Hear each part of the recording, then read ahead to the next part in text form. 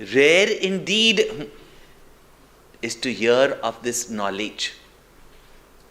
Rare is to find a teacher who can teach this knowledge. Why is it so rare? For one who knows the truth itself is very, very difficult. Some rare one in a generation, or some rare ones reach it in a generation. And amongst those also, few, most become quiet because they cannot communicate it. They remain just reveling in that knowledge. Only some rare one who's got that compassion. Yeah. And amongst them also those who can teach to that generation in their language and reach out to them. Such a teacher itself is rare. Rare indeed is a seeker who would come to gain this knowledge, and rare is also one who listens. In fact, wonder it is that one who listens to it also comes to know it. So such a teacher is also rare, and such a student is also rarer. And therefore it is indeed a wonder how in this creation such a student reaches such a teacher. I told you, I was living in Bombay. The place where I was living, later on I found out, where we used to go every day during our teenage days for walks.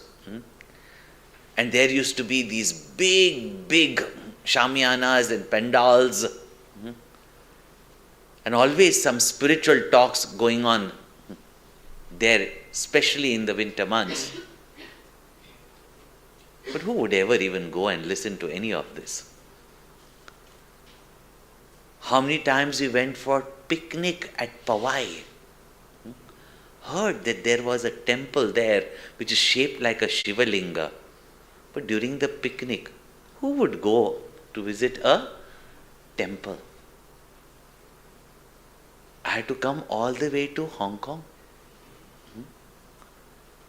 And there, how by mere chance, call it, by grace, I find a Gita kept in my father's office. It's been lying there. It's been months I have seen it. One fine day, when business was low, nobody was around, picked it up, read it from middle, understood no head or tail, closed it, put it back. But then, curiosity, there must be something in the Gita. Pick it up, start reading from page 1. And it's amazing. Can't stop reading. Come to listen to Gurudev. Had read a few books before that had inspired me. I was searching, meet Gurudev. Then I hear about Siddhbadi, and when I'm going back to Siddhbadi, what do I find out? Everybody in the family knows about Swami Chinmayananda. That ashram which I wanted to go to every time when I was going for picnics to Powai, that's his ashram. The discourses that were taking place in the Maidan just opposite or close to the house where we used to go for walks were his discourses. And when everybody found out I'm going to that ashram, they said, "Oh, you're going to Swami Chinmayananda's ashram?" I said, "I never heard his name till last year. How come you all know it and I never heard about him?" No? They said, "Arey, the books that you used to read in the childhood were his books only." Arey? I said, "Bring me those books." Bal Gita, Bal Ramayana, yes, Swami Chinmayananda is there. And don't you know the doctor who delivered you is a devotee of Swamiji? Acha? Yeah. It is indeed a wonder that how a disciple reaches a guru.